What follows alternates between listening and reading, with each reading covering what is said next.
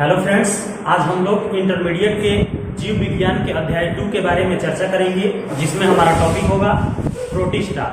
तो इसके पीछे वाला वीडियो अगर अभी तक आप नहीं देखे हैं तो लिंक डिस्क्रिप्शन में है, जाकर तुरंत देखें, क्योंकि हमने उसमें आर.एच. व्हिटेकर के द्वारा समस्त जीवों का जो 5 जगत वर्गीकरण पद्धति है उसमें सबसे पहला मोनेरा, दूसरा प्रोटिस्टा। तो मोनेरा वाला वीडियो अगर आप अभी तक नहीं देखे हैं तो लिंक डिस्क्रिप्शन में है, जाकर तुरंत देखें। आज इस वीडियो में हम चर्चा करेंगे दूसरे जगत के बारे में, जिसका नाम है प्रोटिस्टा। तो सबसे पहले हम लोग ये जानेंगे कि प्रोटिस्टा जगत क्या है, इसमें किन जीवों को रखा गया है, उसके उदाहरण कौन कौन से हैं और इन जीवों के लक्षण कौन कौन से हैं। तो इस आधार पर हम लोग समझने का प्रयास करेंगे कि प्रोटिस्टा में किस प्रकार के जीवों को रखा गया है। अगर हम प्रोटिस्टा जगत के जीवों के लक्षणों की बात करें तो सबसे पहला पॉइंट हमारा ये आता है, प्रोटिस्टा जगत में जिन जीवों को रखा गया है वे यूकैरियोटिक होते हैं। यूकैरियोटिक का अर्थ होता है कि जिसमें जितने भी कोशिकीय रचनाएं होती हैं, जैसे माइटोकॉन्ड्रिया, राइबोसोम, लाइसोसोम, केंद्रक, ये सब कुछ मौजूद होता है यूकैरियोटिक कोशिका में। तो प्रोटिस्टा जगत में जिन जीवों को रखा गया है वे कैसे होते हैं? यूकैरियोटिक होते हैं। अगर हम दूसरे पॉइंट की बात करें तो ये एक कोशिकीय होते हैं, मतलब कि इनका पूरा जीवन चक्र सिर्फ एक ही कोशिका में संपन्न हो जाता है। ये होते हैं एक कोशिकीय जीव। अगर हम इसमें वास स्थान की बात करें तो ये कहाँ रहते हैं? जलीय होते हैं। जलीय का अर्थ होता है कि ये जल में निवास करने वाले होते हैं। प्रोटिस्टा जगत के जो जीव होते हैं वे स्थल पे नहीं रहते हैं, वायु में नहीं होते हैं, लेकिन कहाँ रहते हैं? ये जल में रहते हैं, क्योंकि ये जलीय होते हैं। चौथा पॉइंट की अगर हम बात करें तो ये सूक्ष्म जीव होते हैं, सरल सूक्ष्म जीव होते हैं।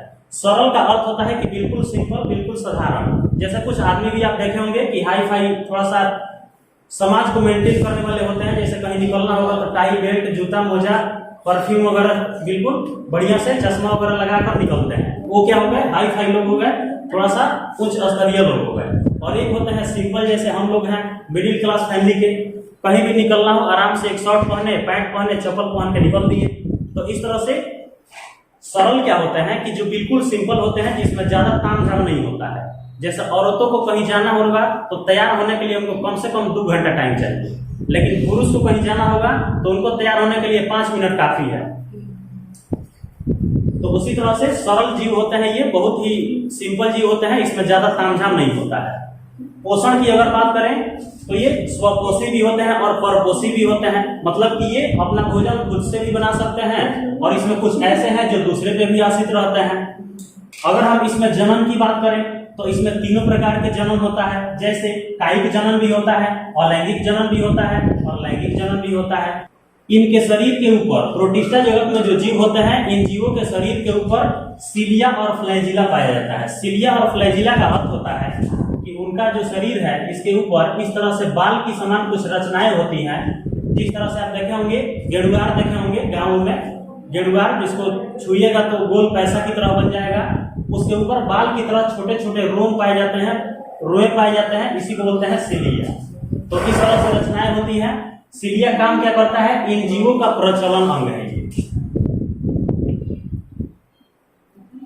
सिलिया काम क्या करता है? इन जीवों को चलने में मदद करता है, चलने में उसको सहायता प्रदान करता है। तो ये 7 पॉइंट है। इसी आधार पर हम लोग प्रोटिस्टा जगत में जिन जीवों को रखा गया है उनके बारे में विस्तार पूर्वक अध्ययन किए। अगर हम इसके एग्जाम्पल की बात करें तो इसमें अभी आपको बताया कि ये स्वपोषी भी होते हैं और परपोषी भी होते हैं, तो दोनों का एग्जाम्पल अलग अलग होगा। अगर हम स्वपोषी के एग्जाम्पल की बात करें तो स्वपोषी के अंतर्गत आ सकते हैं डायटम, यूग्लिना।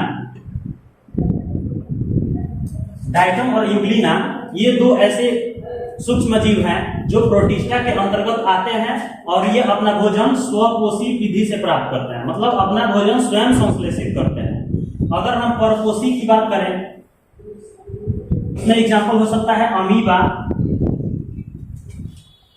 पैरामीशियम।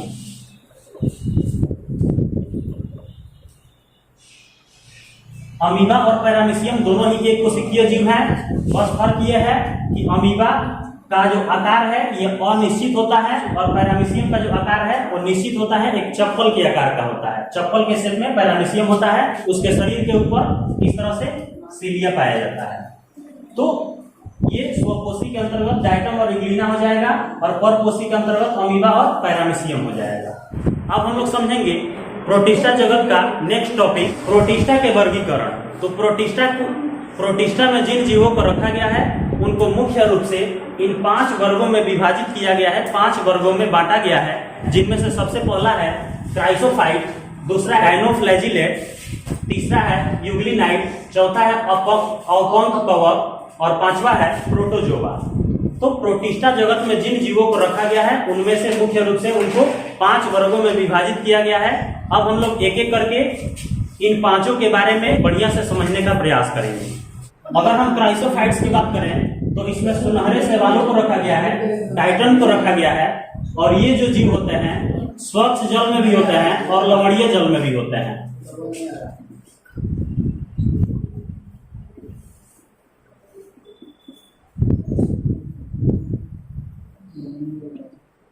इसके अलावा अगर हम इनके भोजन की बात करें तो ये जीव प्रकाश संश्लेषी होते हैं, मतलब कि ये अपना भोजन स्वयं बनाते हैं। तो स्वयं जब भोजन बनाने की क्षमता रखते हैं तो इनको हम लोग कह सकते हैं स्वपोषी। स्वपोषी इसलिए कहेंगे क्योंकि ये कैसे होते हैं, प्रकाश संश्लेषी होते हैं, मतलब अपना भोजन स्वयं बनाते हैं, खुद से बनाते हैं। अब हम लोग बात करेंगे दूसरा नंबर,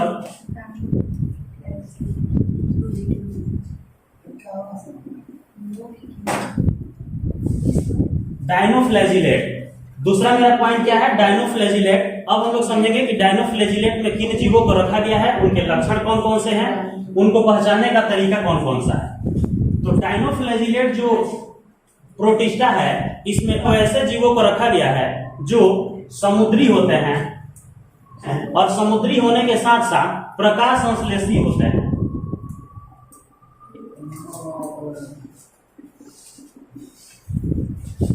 एक तो पहला पॉइंट कि ये समुद्री होते हैं, मतलब समुद्र में रहने वाले होते हैं।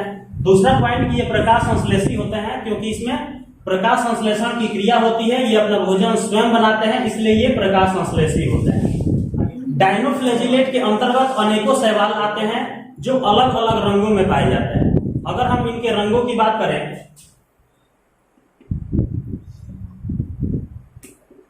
तो अगर हम डायनोफ्लैजिलेट के अंतर्गत पाए जाने वाले अगर हम शैवालों के रंगों की बात करें तो ये अनेकों रंगों में हो सकते हैं, जैसे लाल, भूरा, पीला, नीला और हरा।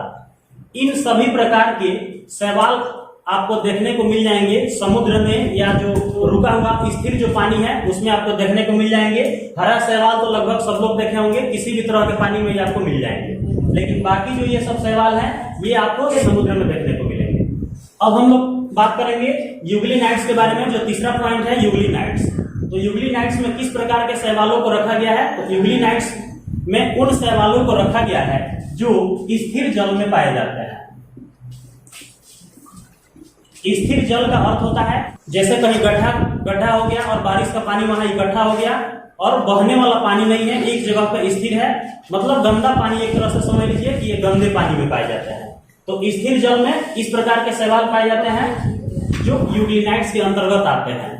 अगर हम पोषण की बात करें तो पोषण इसमें कैसे होता है, तो ये स्वपोषी भी होते हैं और परपोषी भी होते हैं, मतलब कि ये अपना भोजन स्वयं भी बना सकते हैं और किसी दूसरे पर भी निर्भर रह सकते हैं। तो पोषण के आधार पर ये स्वपोषी भी होता है और परपोषी भी होता है। अगर हम प्रचलन की बात करें, प्रचलन का अर्थ होता है चलना, तो इनमें चलने के लिए फ्लैजिला पाया जाता है। सीलिया फ्लैजिला आपको बताए थे, शरीर के ऊपर बाल के जैसा छोटा छोटा रचना होता है, उसको हम लोग बोलते हैं फ्लैजिला।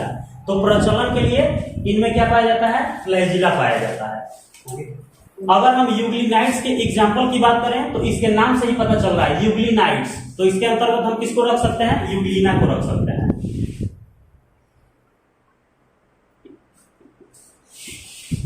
यूग्लिनाइट्स का एक बहुत ही बेहतरीन एग्जाम्पल क्या हो सकता है, यूग्लिना।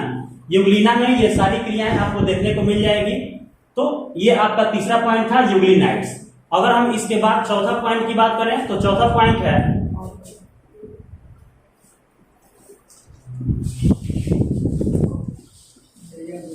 औपंख कवक। तो औपंख कवक में किस प्रकार के शैवाल को रखा गया है, जो बिल्कुल साधारण जीव है, बिल्कुल सिंपल जीव है, बिल्कुल सरल जीव है। ये पाए कहाँ जाते हैं, तो नमी वाले स्थानों पे, जहां पे नमी की मात्रा ज्यादा होती है उन सभी जगहों पे, उन सभी स्थानों पर ये पाए जाते हैं। अगर हम इनके पोषण की बात करें तो पोषण इसमें कैसे होता है, मृतोपजीवी। अगर हम इसके एग्जाम्पल की बात करें तो इसके अंतर्गत प्लाज्मोडियम को रखा गया है।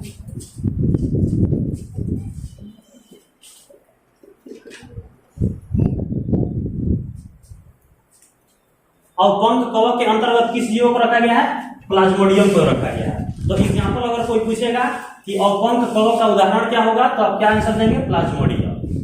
अब हम लोग अगला पॉइंट की बात करेंगे, 5वां नंबर, जो कि है प्रोटोजोआ। तो प्रोटोजोआ अनेकों प्रकार के होते हैं, जिसमें से हम एक एक करके सभी प्रोटोजोआ के बारे में समझने का प्रयास करेंगे। प्रोटोजोआ जो होते हैं 4 प्रकार के, और सभी प्रकार के प्रोटोजोआ परपोषी होते हैं। मतलब कि जितने भी प्रोटोजोआ होते हैं सब के सब क्या होते हैं, ये कैसे होते हैं, परपोषी होते हैं। मतलब कि ये अपना भोजन खुद से नहीं बना सकते हैं, पूरी तरह से दूसरे पे डिपेंड होते हैं। अगर हम प्रोटोजोआ के चारों प्रकार की बात करें, प्रोटोजोआ का अगर वर्गीकरण करें तो हम लोग 4 प्रकार के प्रोटोजोआ इसके अंतर्गत पढ़ने को आपको मिलेगा। सबसे पहला है अमीबिया प्रोटोजोआ, जिसमें मुख्य रूप से अमीबा के बारे में पढ़ने को मिलेगा। दूसरा है कसाबी प्रोटोजोआ, तीसरा है पक्षमाभी प्रोटोजोआ, और चौथा है स्पोरोजोआ। तो इस तरह से प्रोटोजोआ को हम लोग 4 भागों में वर्गीकृत किए हैं। अब हम लोग एक एक करके सबके बारे में पॉइंट वाइज समझने का प्रयास करेंगे, क्योंकि प्रोटोजोआ अगर पढ़ रहा है तो इन चारों प्रकारों के बारे में आपको समझना बहुत ही जरूरी है। तो अगर हम सबसे पहले बात करें अमीबिया प्रोटोजोआ की, तो अमीबिया प्रोटोजोआ के अंतर्गत बहुत ही बेहतरीन एग्जाम्पल हो सकता है अमीबा। अमीबिया प्रोटोजोआ के अंतर्गत क्या हो सकता है, अमीबा हो सकता है। अब अमीबा के बारे में आपको पता ही होगा कि अमीबा एक प्रकार का एक कोशिकीय जीव है। इसका आकार अनिश्चित होता है, इसमें केंद्रक होता है, इसमें पूरी की पूरी जीवन चक्र एक ही कोशिका में संपन्न हो जाती है। तो इस तरह से ये अमीबा के बारे में हम लोग को पढ़ने को मिलेगा। अगर हम बात करें कसाबी प्रोटोजोआ, मतलब कि दूसरे नंबर प्रोटोजोआ की, तो ये स्वच्छ जल में पाए जाते हैं। स्वच्छ जल का अर्थ होता है कि साफ पानी में, बिल्कुल साफ पानी में ये पाए जाते हैं। कौन, कसाबी प्रोटोजोआ। और ये कैसे होते हैं, पोषण के दृष्टि से ये जो प्रोटोजोआ है ये परजीवी होते हैं।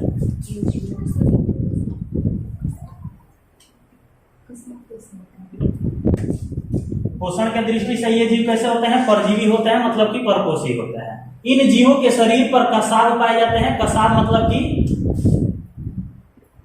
कुछ बाहर के बाल के समान, रोम के समान निकली हुई कुछ रचनाएं होती हैं, वो होता है कसाब। जब ये प्रोटोजोआ मानव शरीर के अंदर पहुंचेगा तो निद्रालु नामक रोग उत्पन्न करेगा।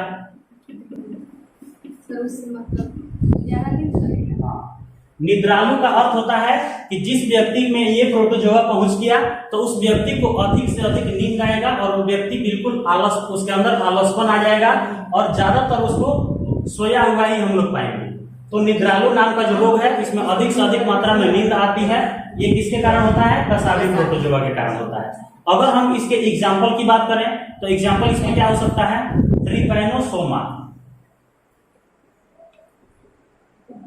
ट्रिपैनोसोमा, तो ट्रिपैनोसोमा नाम का जो प्रोटोजोआ है इसके कारण क्या होता है, निद्रालु नाम का रोग होता है। अगर हम तीसरे पॉइंट की बात करें जो कि है पक्षमाभी प्रोटोजोआ। पक्षमाभी प्रोटोजोआ के अंतर्गत वे प्रोटोजोआ आते हैं, वे जीव आते हैं जो बिल्कुल ही सक्रिय होते हैं, जलीय होते हैं। और पक्षमाभी प्रोटोजोआ के अंतर्गत जो भी जीव आते हैं इन जीवों के शरीर पर हजारों की संख्या में क्या पाए जाते हैं, पक्षमाभ पाए जाते हैं।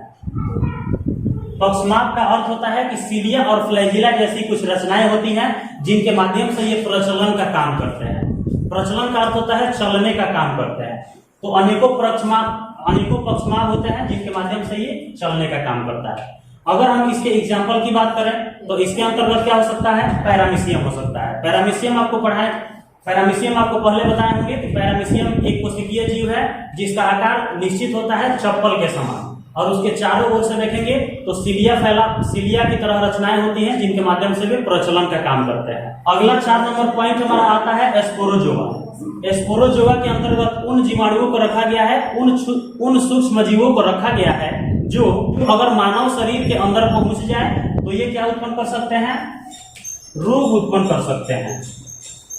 अगर ये मानव शरीर के अंदर पहुंचेंगे तो अनेकों तरह के रोग उत्पन्न करेंगे। तो ये हमारे लिए लाभदायी नहीं है, बहुत ही नुकसानदेह है। अगर हम एग्जाम्पल की बात करें,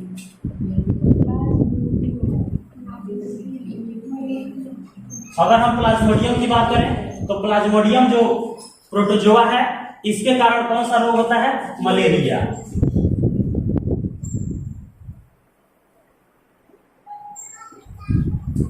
प्लाज्मोडियम के कारण ही क्या होता है?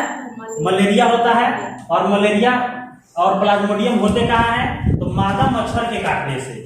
मादा मच्छर मतलब मच्छरों में जो फीमेल होती हैं, वे मच्छर जब किसी इंसान को काटेंगी तो प्लाज्मोडियम नाम का जो प्रोटोजोआ है वे उस व्यक्ति के शरीर में जाएगा और कौन सा रोग हो जाएगा? मलेरिया रोग हो जाएगा। तो आशा करता हूं कि आपको इस वीडियो के माध्यम से आर.एच. विटेकर द्वारा दिए गए 5 जगत वर्गीकरण का दूसरा पॉइंट प्रोटिस्टा आपको बढ़िया से समझ में आया होगा। आपके मन में अगर कोई डाउट है, कोई प्रश्न है, कोई कंफ्यूजन है तो कमेंट सेक्शन में पूछ सकते हैं। मिलेंगे नेक्स्ट वीडियो में, तब तक के लिए जय हिंद।